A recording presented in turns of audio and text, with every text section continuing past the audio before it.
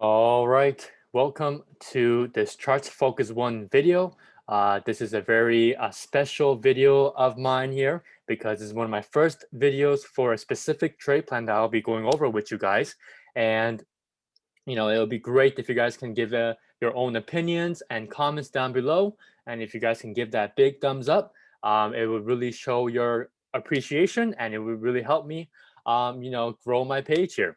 So let's start off. This company that I'm looking at, and which you guys can see on your screen, should be Joy Incorporated. All right, so Joy with the extra Y, and this company, this ticker symbol is YY. Okay, this Chinese company, what it does is that it's basically a general social media company, a tech company that has multiple applications or apps that the Chinese public can use, and they have some fairly popular apps, and they also have video communication features as well. So this is like an overall good social media name in China that has a prevalence in the public. Now, before I move on, let's talk about China. Okay, so the Chinese government has been really cracking down. If you guys haven't been keeping up with the news on Chinese tech names, all right, these big private tech companies, and they've been getting fined left and right, and they're really trying to crack down on regulatory measures, and investors are feeling that heat, right?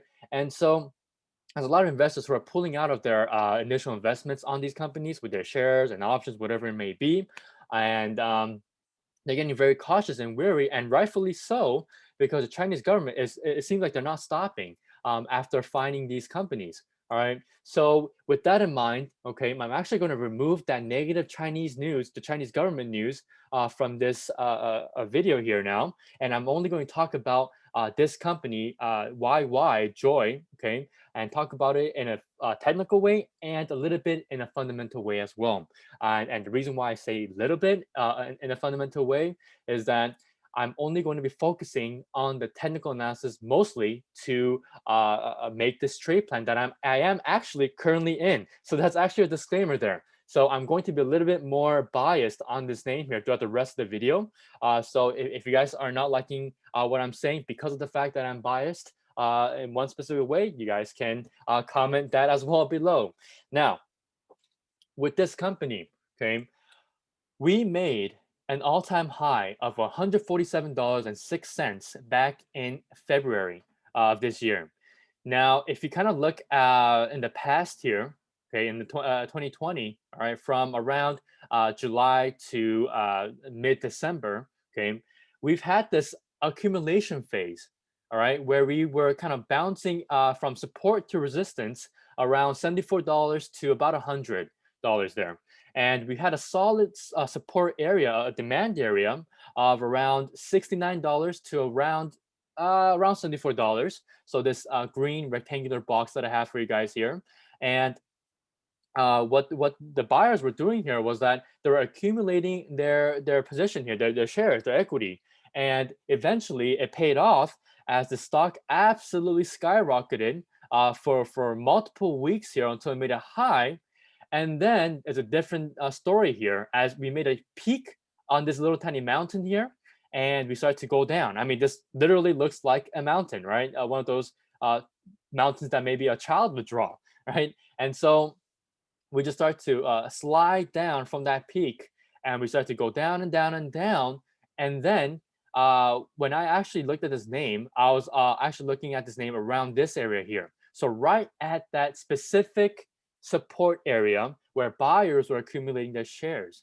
And so what immediately came to my head was that if sellers, okay, keep this momentum to the downside, okay, and if you break this support area, we could see a huge flush of people who are long in this name and are now trapped in this name, okay, as they're continuously averaging down, which is why we have these little tiny bounces during this huge downtrend move here, okay. Now, as they're averaging down, what does that mean? They're essentially making their positions even bigger as they're attempting to push their average entry price lower. So with this big position, okay, if the price is finally flush below this major crucial area of support on this consolidation phase, we can see a flush. And what happened? when we saw that price go below the support area, we saw an immediate velocity move down. Okay, as we went right back down on this support level, came back up to retest this previous level of support as a new level of resistance, and immediately flushed again as people were scrambling to get out. Okay, now with that in mind, why am I a little bit biased to the long side? So this is my biased opinion on the stock. So on this stock here, all right, today, especially today, since I got into this trade today, we made a low of $57.51. This is the yearly low now, okay? And we retraced from the highs of $147.06 of more than 50% here, okay? And whenever we have that 50% retracement, we tend to see that bounce. But with this name, we've had more than a 50% retracement. So that's kind of makes me want to get into a little nice quick bounce trade. Now, without even seeing a technical indicator, which is the RSI here that I use, well, I use the RSI only as my technical indicators here. I can see that this is pretty much oversold here, even on this daily time frame that I'm using, right? And if I actually pull up the RSI, all right, we are oversold, right? So my opinion here is that with this oversold conditions, just based off oversold conditions and what the RSI is telling me, right, we're at $27 and 41, okay, which is our RSI value. And the RSI, whenever we're heading towards 30 or at 30 or even below 30, we are oversold. And when the daily is oversold like this, what tells me technically is that on the lower time frames, so smaller time frames like the hourlies here, it tells me that we are also oversold. Okay, so when did I get in here? All right, so when did I get in today? All right, so these are our 2-hour time frame candlesticks here, right? Starting from here all the way to here. So we have 4 candlesticks in total for today. And so when I was watching the stock early morning here, okay, I decided to get in at this second candlestick here because I wanted confirmation, all right, that we are seeing some type of buyers and some type of bounce here as we are oversold on the 2-hour time frame.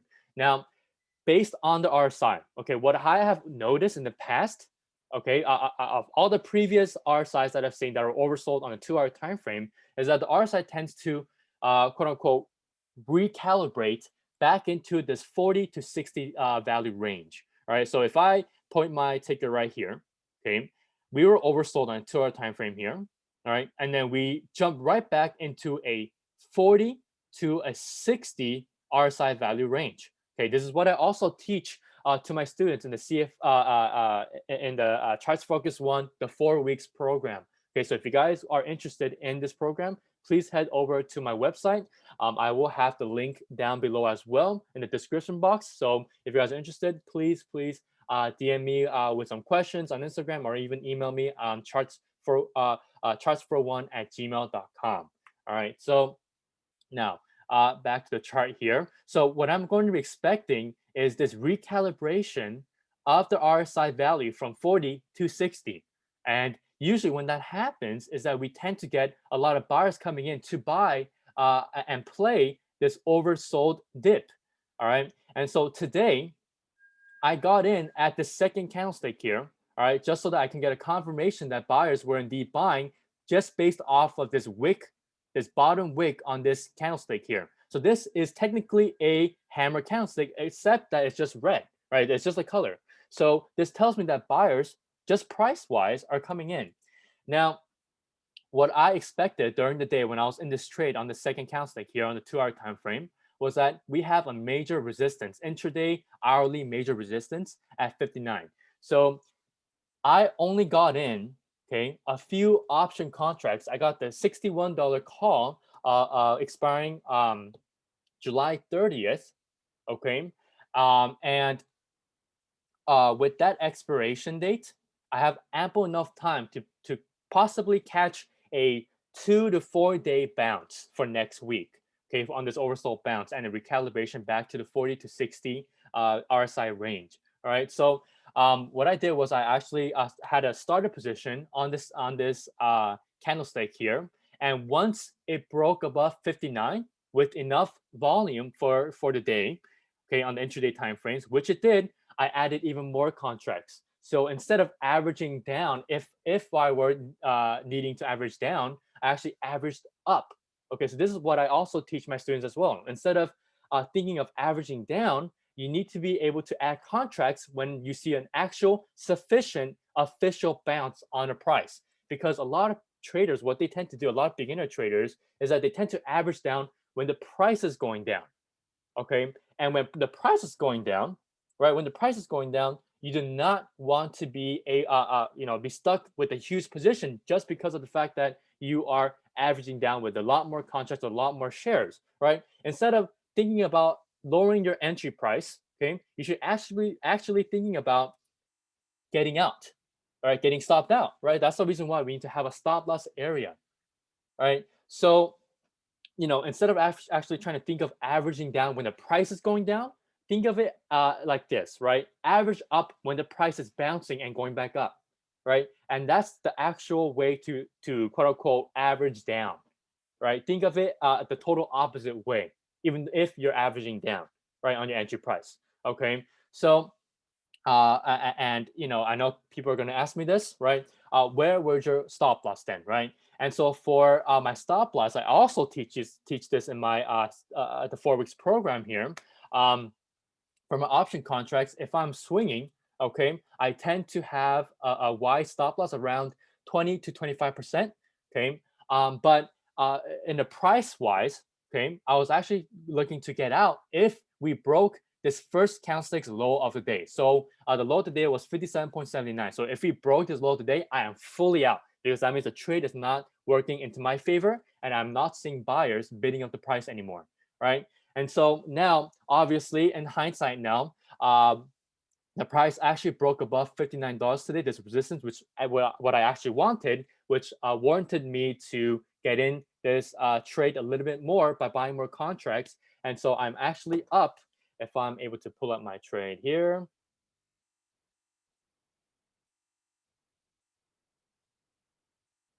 so I am up over 100% here. Okay, nearly 300%.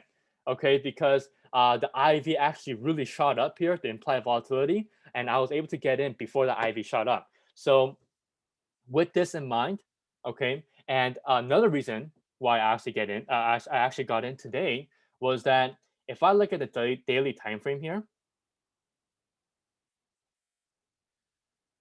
and we look at the low of the day of this wick here, okay, is that we actually bounced at a critical area, a level here that was in the past, right? So this level, which is around 57.50-ish or 55-ish, okay, was used as a level of support back here and also as a level of resistance, well, multiple resistances and multiple supports, okay? And so I knew that this probably could be a very nice area for this stock to bounce at, and it indeed did bounce.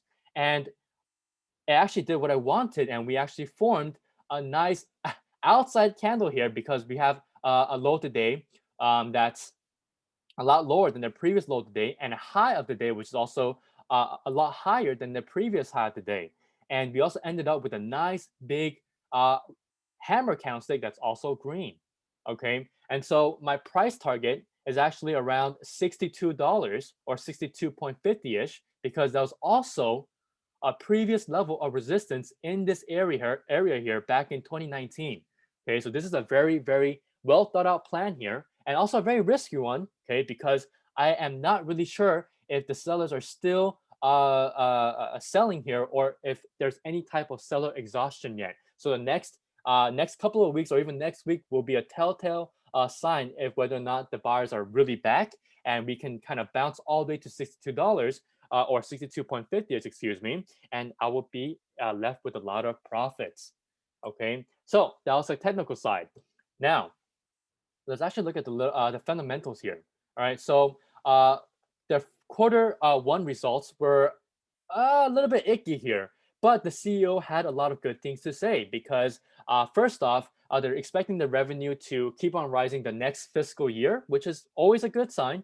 Um, and the only thing that kind of threw me off was that the cash in hand, okay, from December 2020 to March 2021, was that it actually decreased, right? So we had $11.37 billion in cash, free cash that they can either invest into other companies or put back into the company by investing into new revenue streams or maybe paying off their net debt, right?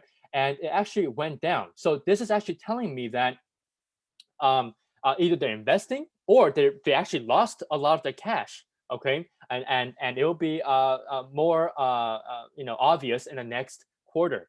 But now a little bit more positive is that their cost of revenue actually went down as well. Instead of from 1.24 billion, okay, it's actually now 442.93 million.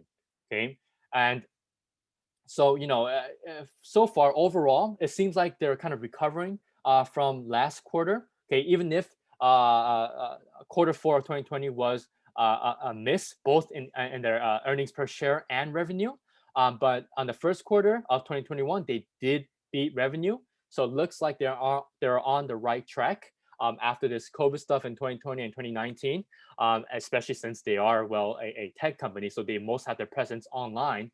So it shouldn't have really affected their revenue and their multiple streams of income and whatever it may be. Okay, and so overall, it seems like quarter one was a nice way to start off the year for them, their fiscal year of 2021, and it seems like the CEO is pretty much bullish on for the rest of the quarters and into the next fiscal year as well. And so, with that in mind, I overall believe that this stock right now, where it's at with a price of around near below 60s, is pretty attractive for the long term. Except I just need to see that big trend reversal opportunity, this TRO happening here, as we see more buyers come in and bid the price up higher. So right now, for the valuation where it's at and its fundamental metrics, I think it's a pretty cheap price to get in for this specific social media Chinese tech company.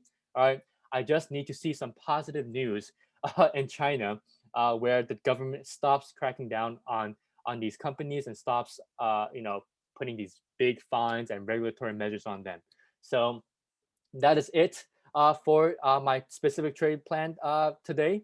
I will be making some more videos like this. And if you guys really enjoyed this video, please give a comment down below and make sure to hit that subscribe button and give us a thumbs up. Okay. I will see you guys on the next video. Have a great rest of your week.